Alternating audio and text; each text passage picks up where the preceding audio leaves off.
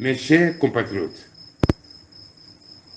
Togolaises et Togolais, chers amis du Togo,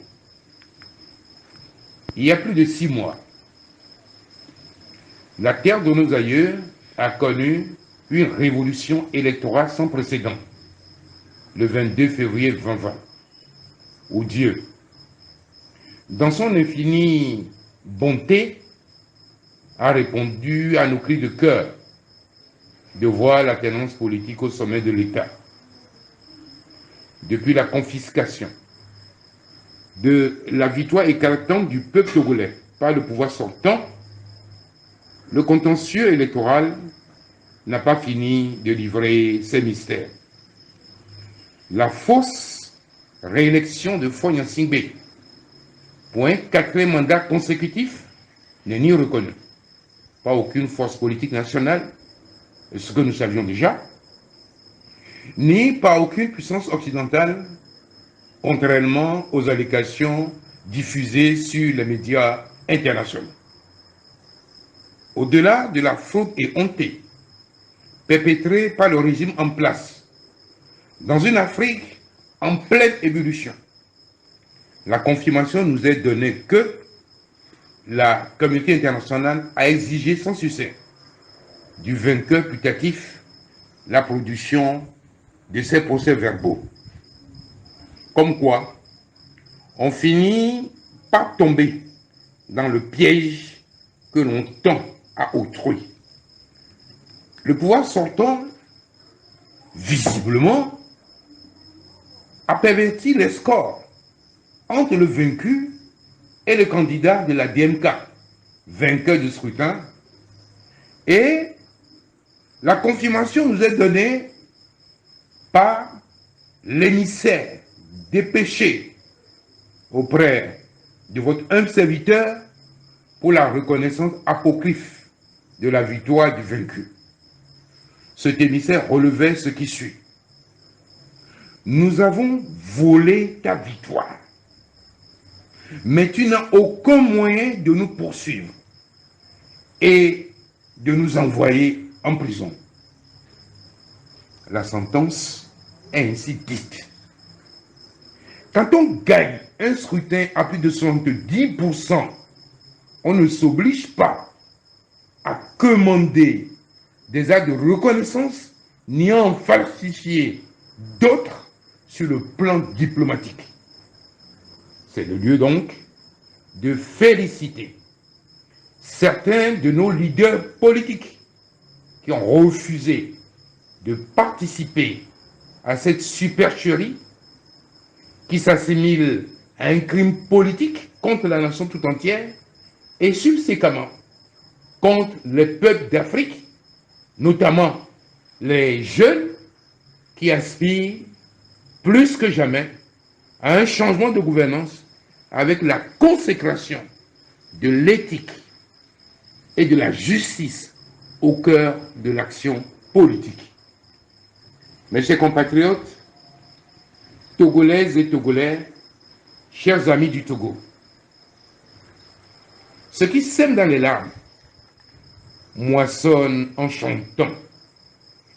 En effet, à notre déchirement collectif, depuis le hold-up électoral du 23 février 2020, se succède aujourd'hui la joie de la confirmation que ni l'Union européenne, ni la France, ni l'Allemagne, n'ont formellement reconnu la réélection fabriquée du président sortant. Coutumier du faux et de l'usage de faux, le pouvoir sortant a fait fabriquer des actes de reconnaissance de cette victoire apocryphe dans les officines de Lomé II avant de les transmettre à un journaliste indélicat de RFI aux fins de consécration diplomatique de son crime électoral.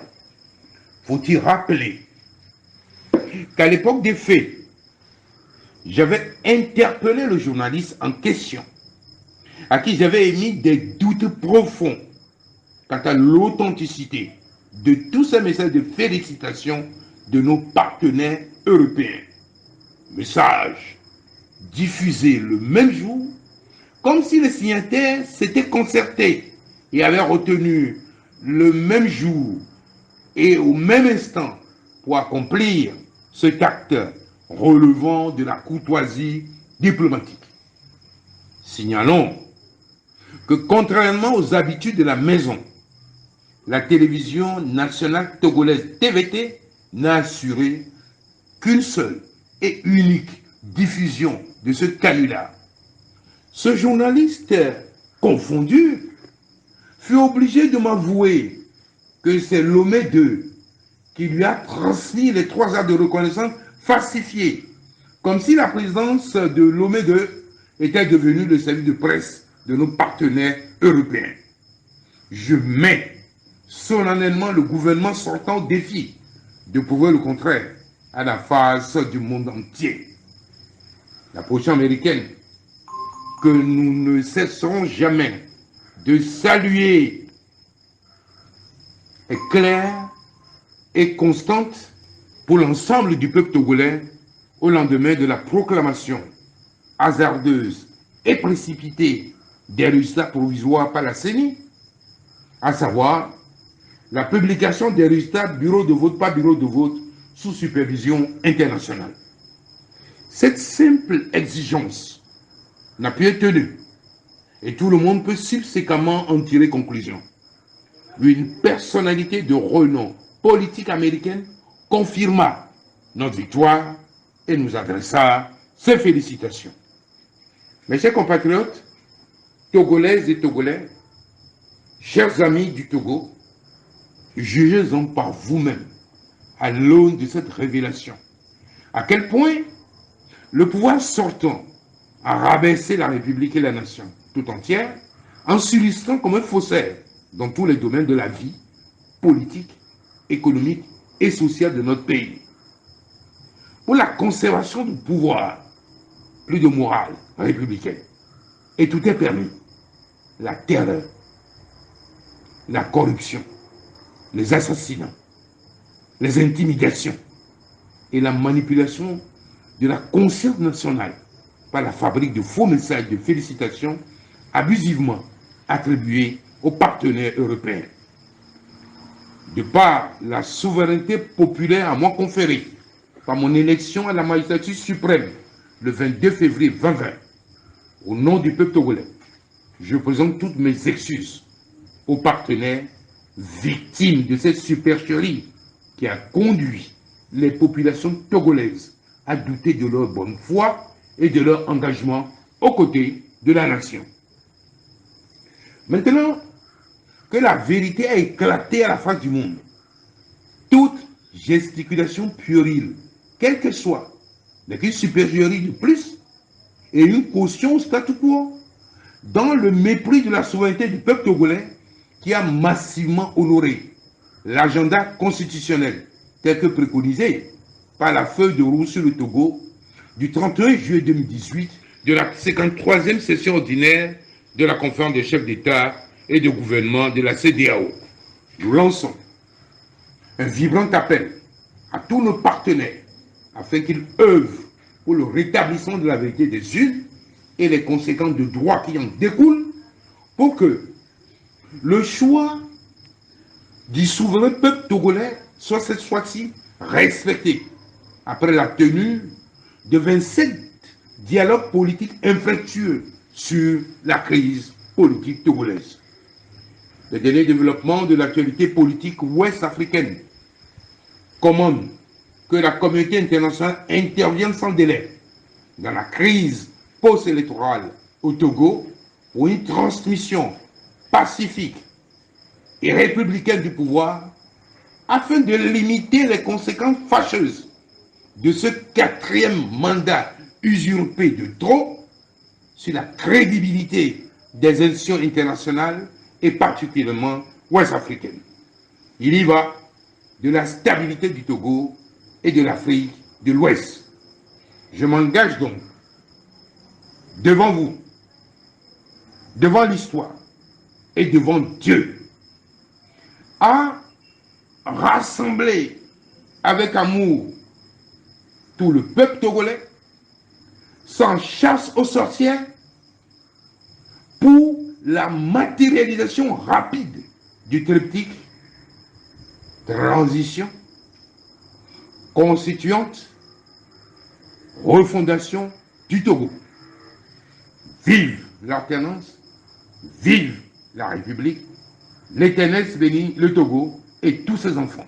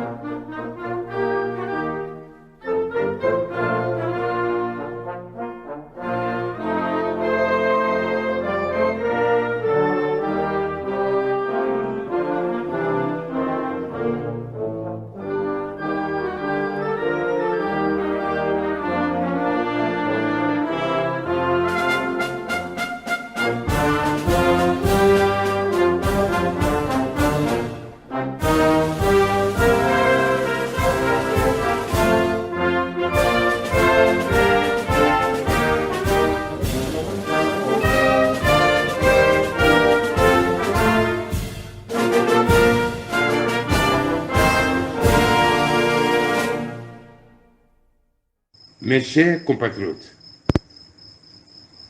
Togolaises et Togolais, chers amis du Togo, il y a plus de 6 mois, la terre de nos aïeux a connu une révolution électorale sans précédent, le 22 février 2020, où Dieu, dans son infinie bonté, a répondu à nos cris de cœur de voir la tenance politique au sommet de l'État. Depuis la confiscation de la victoire éclatante du peuple togolais par le pouvoir sortant, le contentieux électoral n'a pas fini de livrer ses mystères. La fausse réélection de Faure Gnassingbé pour un 4e mandat consécutif n'est ni reconnu par aucune force politique nationale, ce que nous savions déjà, ni par aucune puissance occidentale, contrairement aux allégations diffusées sur les médias internationaux. Au-delà de la fraude et hontée perpétrée par le régime en place, dans une Afrique en pleine ébullition, la confirmation nous est donnée que la communauté internationale a exigé sans succès du vainqueur putatif la production de ces procès-verbaux. Comme quoi, on finit par tomber dans le piège que l'on tend à autrui. Le pouvoir sortant, visiblement, a perverti les scores entre le vaincu et le candidat de la DMK, vainqueur du scrutin, et la confirmation nous est donnée par l'émissaire dépêché auprès de votre humble serviteur pour la reconnaissance apocryphe de la victoire du vaincu. Cet émissaire relevait ce qui suit. Nous avons volé ta victoire, mais tu n'as aucun moyen de nous poursuivre et de nous envoyer en prison. La sentence est ainsi dite. Quand on gagne un scrutin à plus de 70%, on ne s'oblige pas à commander des actes de reconnaissance ni à en falsifier d'autres sur le plan diplomatique. C'est le lieu donc de féliciter certains de nos leaders politiques qui ont refusé de participer à cette supercherie qui s'assimile à un crime politique contre la nation tout entière et subséquemment contre les peuples d'Afrique, notamment les jeunes qui aspirent plus que jamais à un changement de gouvernance avec la consécration de l'éthique et de la justice au cœur de l'action politique. Mes chers compatriotes, Togolaises et Togolais, chers amis du Togo, ce qui sème dans les larmes moissonne en chantant. En effet, à notre déchirement collectif, depuis le hold-up électoral du 23 février 2020, se succède aujourd'hui la joie de la confirmation que ni l'Union européenne, ni la France, ni l'Allemagne n'ont formellement reconnu la réélection fabriquée du président sortant. Coutumier du faux et de l'usage de faux, le pouvoir sortant a fait fabriquer des actes de reconnaissance de cette victoire apocryphe dans les officines de Lomé2 avant de les transmettre à un journaliste indélicat de RFI aux fins de consécration diplomatique de son crime électoral. Faut-il rappeler qu'à l'époque des faits, j'avais interpellé le journaliste en question, à qui j'avais émis des doutes profonds quant à l'authenticité de tous ces messages de félicitations de nos partenaires européens. Messages diffusé le même jour, comme si les signataires s'étaient concertés et avaient retenu le même jour et au même instant pour accomplir cet acte relevant de la courtoisie diplomatique. Signalons que contrairement aux habitudes de la maison, la télévision nationale togolaise TVT n'a assuré qu'une seule et unique diffusion de ce canular. Ce journaliste confondu fut obligé de m'avouer que c'est Lomé II qui lui a transmis les 3 actes de reconnaissance falsifiés, comme si la présidence de Lomé II était devenue le service de presse de nos partenaires européens. Je mets solennellement le gouvernement sortant au défi de prouver le contraire à la face du monde entier. La position américaine que nous ne cesserons jamais de saluer est claire et constante pour l'ensemble du peuple togolais au lendemain de la proclamation hasardeuse et précipitée des résultats provisoires par la CENI, à savoir la publication des résultats bureau de vote par bureau de vote sous supervision internationale. Cette simple exigence n'a pu être tenue et tout le monde peut subséquemment en tirer conclusion. Une personnalité de renom politique américaine confirma notre victoire et nous adressa ses félicitations. Mes chers compatriotes, Togolaises et Togolais, chers amis du Togo, jugez-en par vous-même, à l'aune de cette révélation, à quel point le pouvoir sortant a rabaissé la République et la nation tout entière en s'illustrant comme un faussaire dans tous les domaines de la vie politique, économique et sociale de notre pays. Pour la conservation du pouvoir, plus de morale républicaine. Et tout est permis.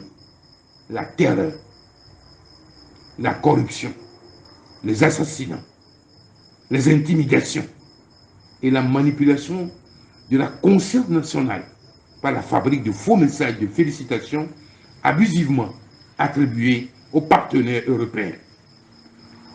De par la souveraineté populaire à moi conférée par mon élection à la magistrature suprême le 22 février 2020, au nom du peuple togolais, je présente toutes mes excuses aux partenaires victimes de cette supercherie qui a conduit les populations togolaises à douter de leur bonne foi et de leur engagement aux côtés de la nation.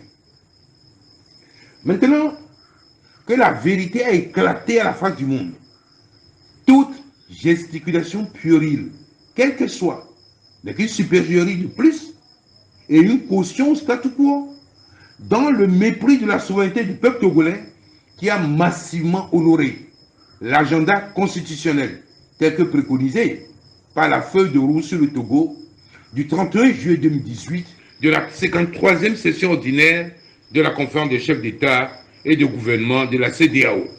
Nous lançons un vibrant appel à tous nos partenaires afin qu'ils œuvrent pour le rétablissement de la vérité des urnes et les conséquences de droit qui en découlent pour que le choix du souverain peuple togolais soit cette fois-ci respecté après la tenue de 27 dialogues politiques infructueux sur la crise politique togolaise.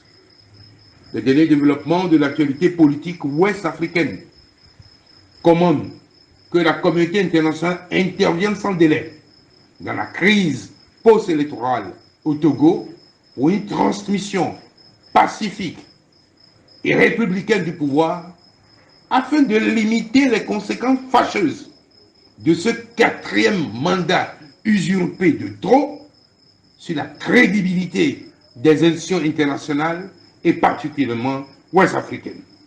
Il y va de la stabilité du Togo et de l'Afrique de l'Ouest. Je m'engage donc devant vous, devant l'histoire et devant Dieu à rassembler avec amour tout le peuple togolais, sans chasse aux sorcières, pour la matérialisation rapide du triptyque transition, constituante, refondation du Togo. Vive l'alternance, vive la République, l'Éternel bénit le Togo et tous ses enfants.